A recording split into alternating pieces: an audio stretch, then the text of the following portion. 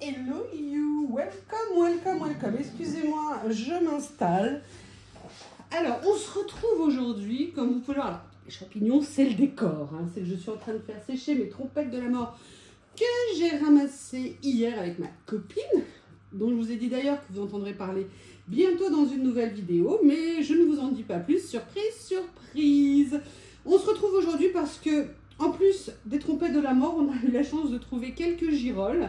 Et autant vous dire que j'avais le choix entre les congeler ou les manger fraîches. Et alors que j'ai plutôt tendance à congeler mes champignons, là cette fois-ci, comme il y en a très peu, j'ai envie d'en profiter ce week-end, de les manger fraîches. Et donc le menu, alors c'est pas du tout un menu régime, on va dire que c'est un menu du dimanche festif. C'est-à-dire que je vais me faire un gratin dauphinois, donc là c'est ce que je vais vous montrer, et également je me suis prévu un filet de poulet où je vais faire revenir le filet de poulet, après je vais faire revenir mes girolles, et après j'ajouterai un petit peu de crème. Le souci c'est que d'habitude j'achète que de la crème allégée, je me suis plantée, j'ai pris de la crème pas allégée. Mais on va déjà commencer à parler du gratin dauphinois. Alors, gratin dauphinois, pourquoi j'ai décidé de vous faire la recette? Alors, comme je vous l'ai dit, hein, moi je ne suis pas un chef, je ne suis pas un cuistot. Quand vous regardez mes recettes, c'est vraiment des recettes de la maison, d'une personne lambda qui se fait à manger, qui adore aussi cuisiner. Et aussi, je vous fais un gratin dauphinois parce que tout simplement, à chaque fois, je vois des recettes, mais absolument abracadabrantesques sur le gratin dauphinois. Je crois que le gratin dauphinois est certainement le gratin le plus simple au monde à faire. C'est-à-dire que le gratin dauphinois, il y a 2 ingrédients et demi. Je vous montrerai le demi. En fait, le demi, c'est l'ail. Mais il y a des choses vraiment importantes à savoir pour le gratin dauphinois. Enfin, à mon sens, avec mon expérience, c'est quoi? C'est l'ail, comment on va le mettre. C'est le plat. Moi, vous voyez, j'aime bien utiliser des plats un peu en terre cuite pour faire mes gratins. Notamment le gratin dauphinois.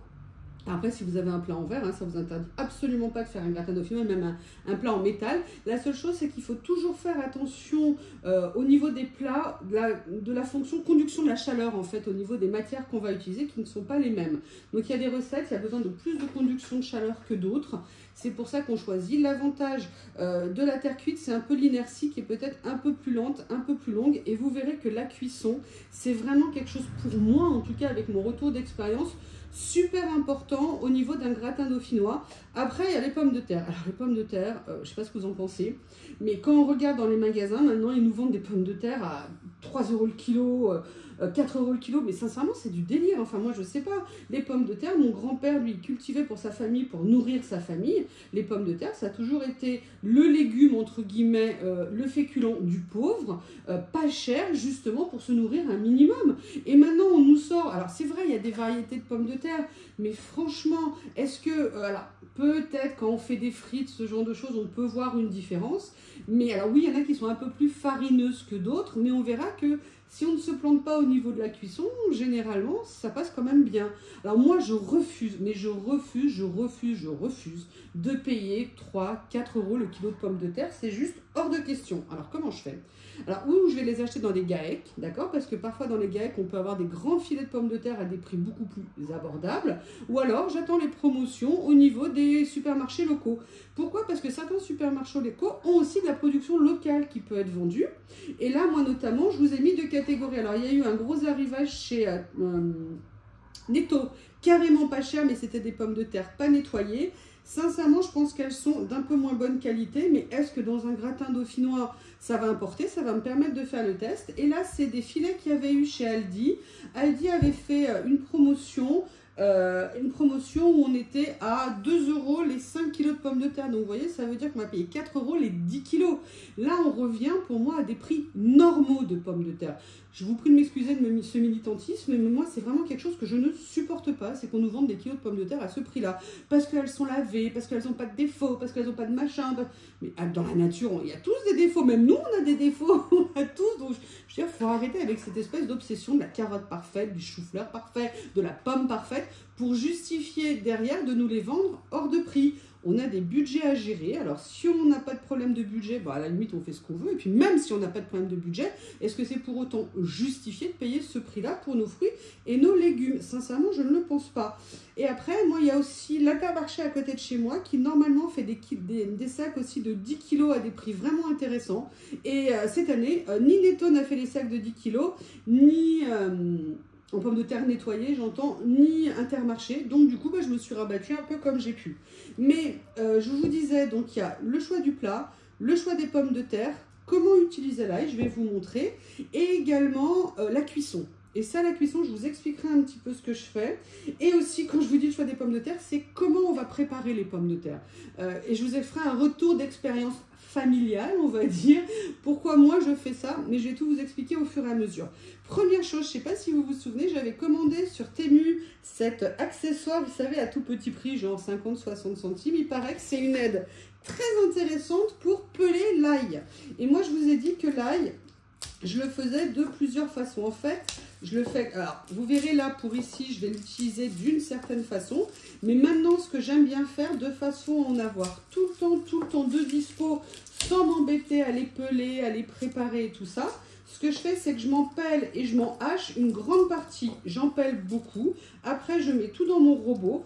Et après, je viens les congeler en plaques dans un sac qui va au congélateur. Et ensuite, eh bien, quand j'en ai besoin, je vais simplement en prélever. Franchement, c'est un gain de temps qui est énorme. Et l'avantage aussi, ça permet d'avoir de l'ail comme ceci et pas de l'ail nécessairement, vous savez, qu'on achète en pot, qui est très bien, hein, je l'utilise aussi, il n'y a pas de problème, j'ai rien contre. Mais si vous voulez l'ail frais comme ça, émincé, moi je trouve ça vraiment très bien. En sachant que c'est de l'ail séché, hein, c'est pas de l'ail frais non plus. Mais enfin, vous voyez ce que je veux dire. Donc là, en fait, ce que je voudrais essayer, c'est ça. Par contre, ce que je ne sais pas, c'est s'il faut enlever, vous voyez, ici. Il faut enlever le bas du bulbe. Je ne sais absolument pas. Donc, on va faire un premier essai avec cet outil. On va voir tout de suite si ça fonctionne. À mon avis, il faut quand même que j'enlève le bas. Hein. Sinon, je ne vois pas comment ça va faire. Et il paraît qu'en frottant comme ça. Alors, par contre, hein, l'histoire ne dit pas combien de temps il faut le faire. On va essayer et voir ce que ça donne. Sincèrement, si ça marche, ça va être absolument génial. Alors là, j'ai pas l'impression que ça marche du tout. On va regarder ensemble. Alors maintenant, pour les faire sortir, ouais. Donc ce que je vais faire, c'est que je vais enlever, je vais toutes les ressortir. Ah, j'apprends, hein. J'apprends. Je l'ai acheté il y a plusieurs mois. Par contre, ça sent l'ail. Hein. Alors là, c'est pas le jour où vous allez embrasser quelqu'un, voir déjà parce que vous puez l'ail à 10 km. Moi, j'ai fait une intoxication alimentaire à l'ail. J'ai été tellement malade que pendant plusieurs années, mais je ne supportais même plus l'odeur de l'ail.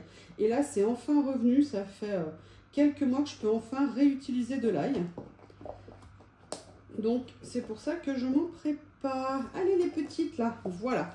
Allez, ce que je vais faire, c'est que je vais juste enlever ça.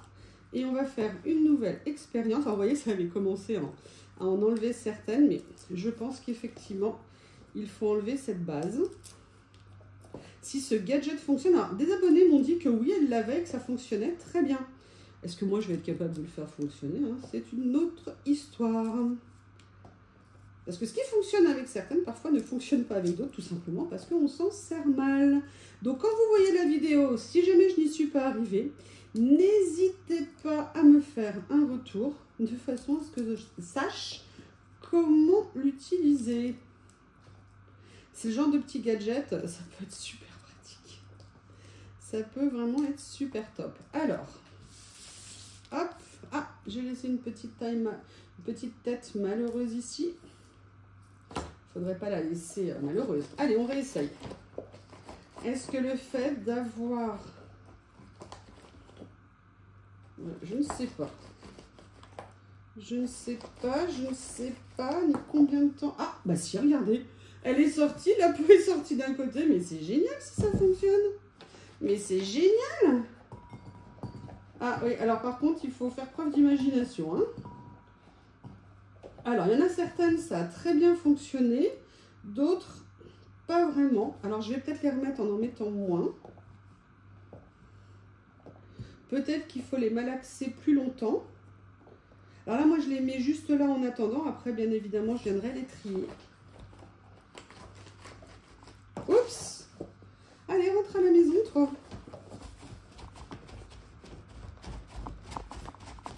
Parce que sincèrement, quand vous préparez plein d'ail émincé d'avance, mais alors le temps que vous passez à éplucher vos têtes d'ail, franchement, ça prend beaucoup de temps.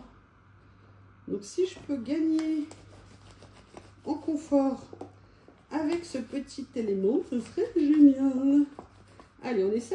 On voit ce que ça donne. On croise les doigts. Ah bah non, déjà celle-ci, non. Après, est-ce que la peau s'en va facilement? Ouais. Alors, elle était partie en partie hein, sur la tête. Donc déjà, c'est quand même pas mal. Alors, celle-ci, non. Celle-ci, non. Celle-ci, oui, quasiment. Alors, celle-ci, parfait. Celle-ci, simplement en partie. Par contre, c'est vrai qu'après, le reste s'en va franchement super facilement. Donc ça, c'est plutôt pas mal. Alors après, je vais essayer en enlevant également le petit morceau ici.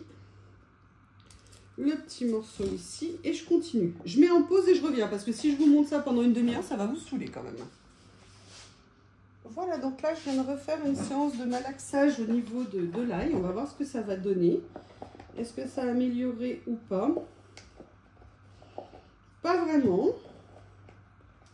Ah si, je rigole. Il y en a plusieurs qui sont sortis impeccables. Alors, on va regarder.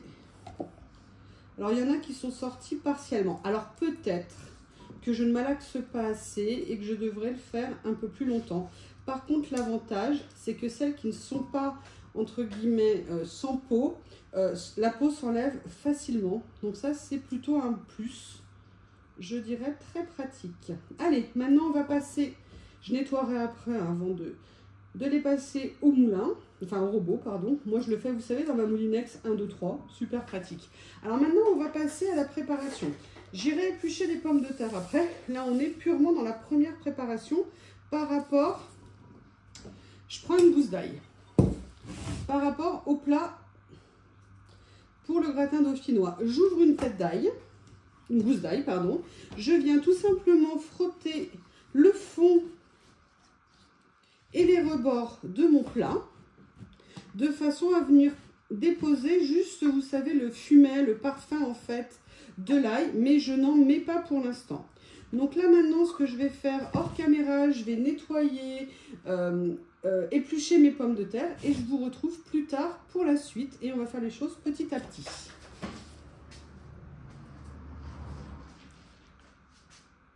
Allez, on va passer à la prochaine partie. Donc là, on va passer à la préparation des pommes de terre proprement dites. Alors, proprement dit, pardon. Alors, pardon. Là, je vais vous faire un moment de blabla. Pour moi, la coupe des pommes de terre est extrêmement importante dans le gratin dauphinois. Après, je vous le dis, hein, c'est juste mon point de vue et un retour d'expérience. En ce qui me concerne, j'ai toujours épluché mes pommes de terre à la main. Je ne les ai jamais passées au robot et je vais vous expliquer pourquoi. Moi, je les ai toujours épluchées à la main, en faisant en sorte de faire des tranches fines, mais des tranches aussi un petit peu plus épaisses. Et là, vous pouvez vous dire, mais quel intérêt? Pourquoi? Alors, pour moi, c'est purement lié à la nature du gratin dauphinois. Le gratin dauphinois, comme vous le savez, c'est des pommes de terre cuites dans la crème. Si vous mettez des tranches trop fines tout le temps, enfin, ce que je veux, pardon, c'est que mes pommes de terre s'imbibent de la crème pour cuire, parce que vous verrez que le goût sera totalement différent, la texture du gratin sera totalement différente. Alors déjà, moi, quand on nous sert un gratin dauphinois et dans un restaurant et que ça baigne dans la crème, pardon, et qu'on m'explique que c'est très bien, et non, pas du tout. Pour moi, ça doit avoir imbibé, on doit avoir un effet de crème, le gratin ne doit absolument pas être sec. Mais si vous voulez, c'est pas pour autant qu'il doit nager dans la crème. Et le problème, c'est que si vous coupez les patates toutes exactement de la même hauteur, et bien moi, sincèrement, je trouve qu'on ne retrouve pas du tout ça à la cuisson. Et je vais vous faire un retour d'expérience par rapport à ça. Nous, à Noël, chez mes parents, c'était chapon et gratin dauphinois. Sachant que nous, on n'est pas des gros mangeurs, donc généralement, si vous voulez, généralement, on avait passé 2-3 entrées. Après, plus personne n'avait faim, mais on faisait quand même notre repas. Et de toute façon, comme ça nous faisait à manger pour plusieurs jours après. Et ma mère faisait elle-même le gratin dauphinois jusqu'à ce qu'à la fin, je suis tombée dans le piège, hein, c'est moi qui ai fini par le faire à chaque fois. Et en fait, le goût... C'est pas que le goût n'allait pas, mais la texture, je l'aimais pas, j'aimais pas le rendu. Et en fait, quand je regardais le gratin, je me rendais compte qu'en fait, toutes les tranches avaient exactement la même taille, la même épaisseur. Tout simplement parce qu'elle prenait ses pommes de terre, elle les passait au robot, elle les tranchait au robot. Ce qui fait qu'on n'avait que des tranches fines, très fines, et les tranches ne s'imbibaient pas de crème. Donc, on n'avait pas du tout le même rendu. Donc moi, je lui ai dit que je préférais faire comme ça et tout. L'année d'après, elle me dit, ok, pas de problème, on va faire comme ça. Et l'année d'après, effectivement, les tranches avaient des tailles différentes, sauf qu'en fait, elle les avait toujours fait au robot, sauf qu'elle avait pris 2 épaisseurs différentes et le rendu n'allait toujours pas. Alors, est-ce que le fait aussi de faire une taille à très grande vitesse, ça faisait comme une pellicule, je sais pas, sur les tranches de pommes de terre, c'est purement supposé. Mais bref, toujours est-il que moi, je préfère faire comme ça. Et vous voyez, je vais avoir des pommes de terre qui vont être un petit peu plus épaisses, comme ceci, là, elle est peut-être un peu épaisse, et des tranches qui vont être beaucoup plus fines. Et moi, je suis vraiment très attentive à ça. Vous voyez, quand je fais mes gratins dauphinois, et sincèrement, je trouve qu'en matière de texture, en matière de pénétration de la crème à l'intérieur, ça change beaucoup de choses. Après, ce que je fais systématiquement, je viens mettre des tout petits morceaux d'ail, mais j'en mets une toute petite quantité, juste pour parfumer un petit peu l'entrecouche. Parce qu'en fait, moi, le gratin, je le fais par couches successives de pommes de terre. Excusez-moi, et je mets quelques tout petits morceaux d'ail, mais vous voyez, ils sont vraiment tout petits. Alors là, j'ai mal taillé mon ail. Je vais le faire comme ça. Et vous voyez, je viens mettre des tout petits morceaux, j'en mets très peu. Et après, la chose que je fais, pourtant c'est un élément que je n'aime pas en cuisine, je mets du poivre. Alors moi, j'ai un moulin à poivre pour avoir, je mets des grains à l'intérieur. D'ailleurs, l'autre jour, il n'y en avait plus, j'en ai remis. Et après, je viens mettre un tout petit tour de moulin de poivre, juste pour parfumer. Moi, je n'en mets personnellement pas beaucoup. En ce qui me concerne aussi, quand je cuisine, je ne sale pas, tout simplement parce que je suis une chèvre. Et que si je mets du sel en cuisson, j'en remettrai en mangeant. Donc, généralement, je n'en mets pas en cuisson. Et après, je vais tranquillement venir, vous voyez, continuer à faire mes couches de pommes de terre. Petit à petit, alors oui, moi ça ne me dérange pas que mes couches soient irrégulières. Je veux dire, je ne suis pas en train de faire un top modèle, un concours de mannequin du gratin dauphinois. Moi, tout ce que je veux, c'est que le gratin soit bon et corresponde à ce que j'aime. Après, on me dit, ouais, mais au robot, ça va plus vite. Oui, c'est vrai, ça va plus vite. Après, il faut quand même se poser la question, combien de temps ça dure d'éplucher 5-6 pommes de terre et de les faire à la main, en sachant que maintenant, on peut en plus les faire devant la télé. Je ne sais pas, en regardant une de mes vidéos, par exemple. Comme ça passe plus vite. Non, c'est vrai, je comprends que le robot, ça puisse avoir un intérêt, mais c'est un plat qui est tellement bon, un plat qui est tellement facile à faire, très économique aussi, parce que globalement, c'est une pomme de terre et un pot de crème. Donc, franchement, c'est un plat et c'est tellement goûteux, tellement bon. Donc, vous voyez, moi, je vais faire, en fait, généralement, là, comme je parle, je fais un petit peu moins, mais généralement, je fais à peu près 3 niveaux de pommes de terre que j'essaye d'égaliser à chaque fois. Dedans, je vais venir mettre mon ail, découpé en petits morceaux à l'intérieur. Alors, je ne veux pas non plus en mettre trop parce que ça fait partie de ces aromates. Ça peut vite casser, entre guillemets, changer le goût. Et après, il y a des amateurs d'ail, d'autres qui ne le sont pas. Mais c'est juste vraiment une notion de parfum, moi, que je veux mettre avec ça. Donc là, vous voyez, je continue. Je le fais rapidement avec vous. J'ai oublié de mettre le poivre. J'ai oublié de mettre le poivre. Un petit tour de moulin de poivre, voilà. Je reprends mon passage. Oh, là, vous voyez, il y a un morceau plus épais. Est-ce que c'est bien grave? Franchement, pas du tout. Et après, vous verrez, la prochaine étape importante, c'est la cuisson. Et en fait, moi, le gratin dauphinois, c'est un plat que je fais cuire très longtemps, très lentement. Alors, je ne sais plus dans quel ordre je le fais, ou je le fais démarrer un peu fort et après je le baisse et je le recouvre, ou alors je le fais démarrer lentement et après je le fais un peu plus chaud à la fin. Là, je vais le refaire dans ma première version, je pense. Là, tout d'un coup, vous savez, vous faites les choses naturellement et quand vous devez faire une vidéo, tout d'un coup, vous ne vous rappelez plus l'évidence absolue de ce que vous faites. Là, je vais le faire démarrer en fait un petit peu fort en cuisson. Enfin, un petit peu fort. Attention, je le mets à un four à 180 degrés où je vais le faire cuire à peu près une demi-heure, 3/4 d'heure à 180 degrés. Mais le but, c'est pas d'avoir un dessus de gratin qui soit brûlé. Donc, si vous voulez, ce que je vais faire, c'est que je vais le faire démarrer comme ça.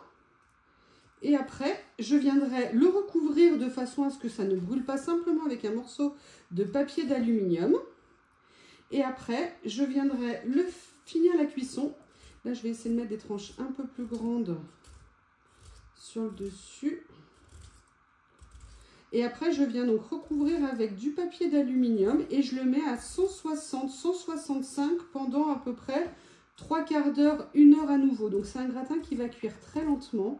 Et c'est ça en fait qui va faire que vous aurez une pénétration de la crème qui sera particulière pour moi au niveau des pommes de terre et que vous aurez un goût qui sera vraiment, vraiment particulier. Pareil, on ne fait pas de gratin dauphinois en mettant du fromage. Un gratin dauphinois n'a pas de fromage dessus, quel que soit le fromage. C'est vraiment le plat le plus simple au monde à faire et le plus économique, je trouve. Enfin, de toute façon, le gratin dauphinois, quand on en a qui nous plaisent, après, on aime trop ça. C'est vraiment trop sympa. Alors, là, je viens finir. Vous voyez, j'aurais dû finir. Par contre, j'aime bien finir généralement avec une pomme de terre avec des tranches un peu plus grandes, par contre, sur le dessus. Mais ça n'a pas grande importance. Là, c'est parce que mes pommes de terre étaient plutôt petites, on va dire. Allez, je finis. Je m'en fais pas un trop grand parce que ça va me faire 2 ou 3 repas. Et pour moi, ça sera très bien. Voilà. Donc, vous voyez, j'ai fait ça ici. Je remets un dernier petit coup de poivre. Ah bah oui, mais si j'enlève pas le couvercle, ça va pas le faire.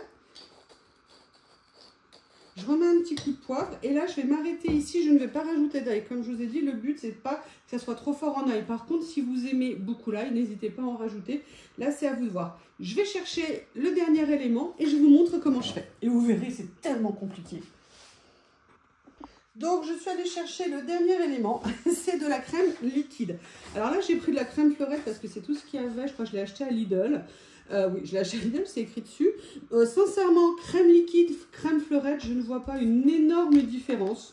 Donc moi, je ne me prends pas la tête. Et là, moi, je vais venir tout simplement recouvrir, poser comme ça ma crème, qui va venir, en chauffant, se mettre entre les couches de pommes de terre. Voilà, donc il ne faut pas non plus mettre jusqu'au bord de la crème parce que en fait en cuisant elle va avoir tendance à déborder. Ça va venir se mettre petit à petit entre les couches de pommes de terre. Là il y a un petit trou. Oh là là là. Vous voyez, c'est ça un gratin dauphinois. Un gratin dauphinois, il n'y a rien de plus simple à faire. Donc là je ne vais pas vous montrer parce que j'ai un four, c'est une catastrophe. En fait il n'y a pas une vitre à laver, pas 2 vitres, il y a 6 faces de vitres à laver. Cet achat de four c'est une horreur. Donc je ne vais pas vous montrer dans le four. Donc là moi je vais faire préchauffer mon four à 180 degrés. Je vais le mettre, je vous ai dit, entre 30 minutes et 45 minutes. Je vais voir la couleur qu'il a dessus. Je veux qu'il soit doré mais pas brûlé. Et une fois qu'il aura la belle couleur dessus, je viendrai continuer la chaleur, la cuisson tout doucement, plutôt à 160 degrés. Et on va dire entre une demi-heure, 3/4 d'heure, c'est pareil. Alors là par contre ça dépend effectivement peut-être de la nature des pommes de terre.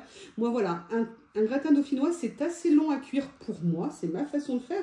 Je vous dis, il y a peut-être d'autres façons qui sont très bien. Moi là je suis là juste pour vous partager mes expériences à moi. Ce que je fais, je le mets à cuire et si vous êtes sage, je vous montre le résultat à la fin.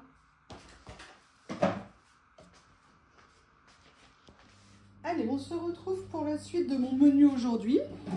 Donc comme je vous ai dit, j'allais faire un filet de poulet.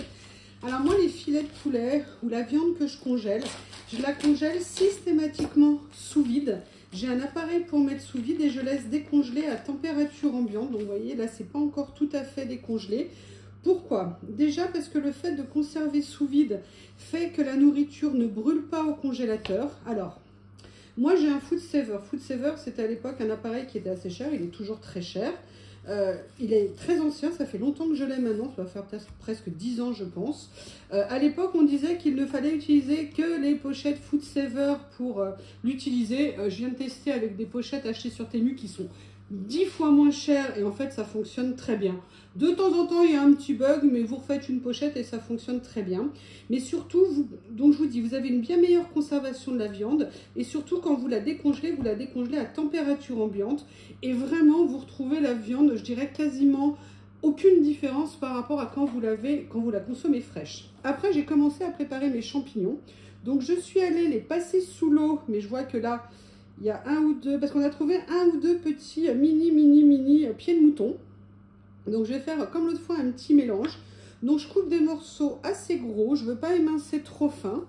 Et je vais me préparer une petite assiette, enfin que je vais faire avec le poulet. Donc je vais commencer tout simplement par faire revenir le poulet. Ensuite, dans le jus de cuisson du poulet, je ferai sauter les champignons. Et après, je viendrai déglacer avec un petit peu de crème fraîche, mais pas trop, hein. Je veux pas que ça soit noyé sous la crème.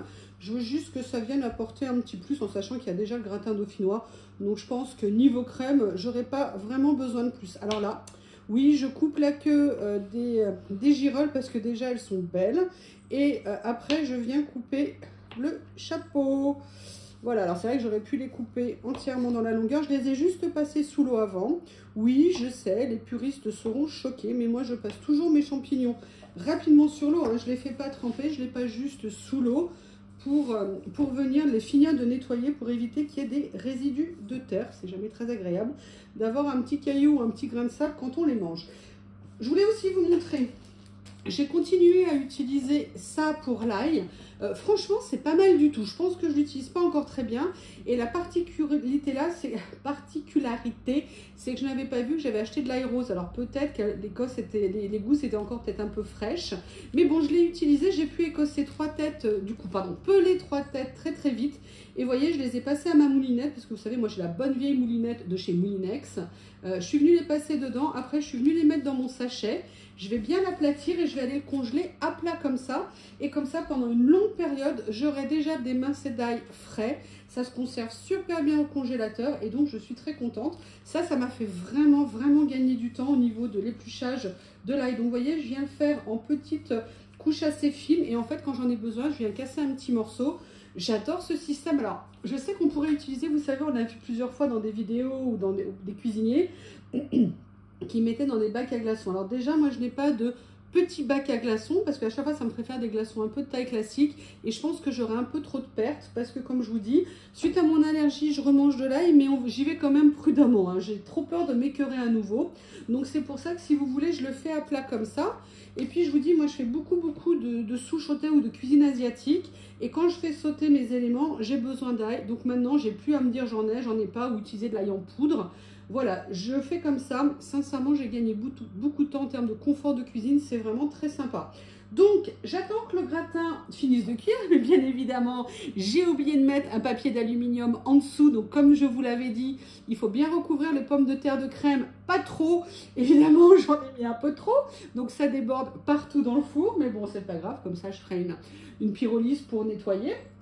Donc là, je suis dans la première phase de cuisson. Il me reste encore à peu près 20-25 minutes sur la première phase de cuisson. Et après, je ferai la cuisson lente pour bien finir de cuire mon gratin.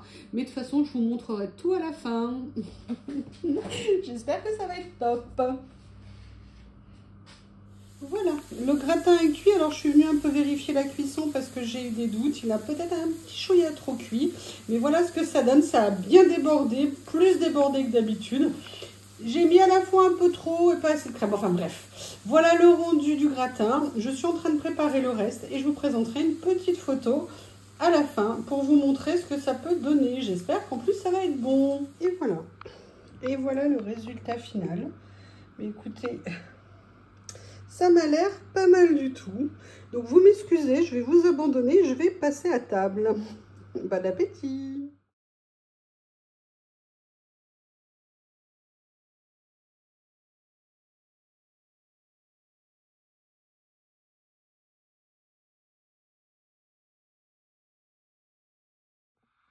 Voilà, je viens de finir la recette que je vous ai présentée sur le gratin dauphinois accompagné d'un filet de poulet au girolles, pardon, avec un ou deux petits pieds de mouton.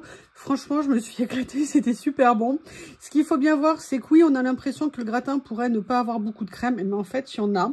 La seule chose, c'est que ça ne dégouline pas de crème, mais par contre, les pommes de terre sont super moelleuses.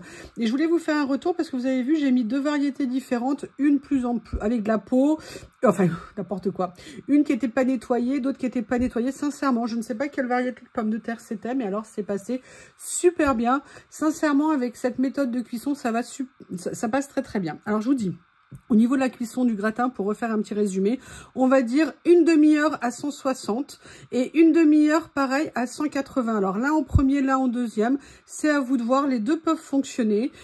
On va dire pour un gratin de petite taille comme ça, au moins 1 heure de cuisson, voire 1h15, et ça vous fait un gratin super moelleux. Bien écoutez, j'espère que cette vidéo vous aura plu. En tout cas, moi je me suis éclatée, et éclaté la panse, parce que ce que je veux dire par là aussi, c'est que c'est du temps qu'on passe à cuisiner des plats, on va dire un petit peu plus que du quotidien. Mais en même temps, vous avez vu, hein, c'est quand même pas très technique, c'est plutôt très basique. Mais dans ce plat, il y avait des champignons que j'étais allée ramasser, que j'avais nettoyé, et vous savez, c'est un peu la nature qui vous fait un cadeau avec les champignons, et en même temps, vous faites un retour en les respectant et en faisant quelque chose de sympa avec. Pareil, quand on va les ramasser ou qu'on les congèle ou alors qu'on les fait sécher, bah, on leur consacre du temps parce que ça prend du temps, on fait des choses, et après, ils nous le rendent bien en nous régalant dans les recettes dans lesquelles on peut les utiliser. Donc écoutez, voilà, il y aura de temps en temps des vidéos cuisine comme ça. J'espère que je ne fais pas de catastrophe ou que les pros de la cuisine ne s'en sentiront pas insultés par mon piètre niveau. Mais écoutez, en tout cas, généralement, mes amis, quand ils viennent manger chez moi, ils reviennent. Donc, je présume que c'est, on va dire, mangeable. Donc, je vous embrasse très fort. N'hésitez pas à me faire vos retours. J'adore les retours d'expérience. Je vous embrasse et je vous dis à bientôt.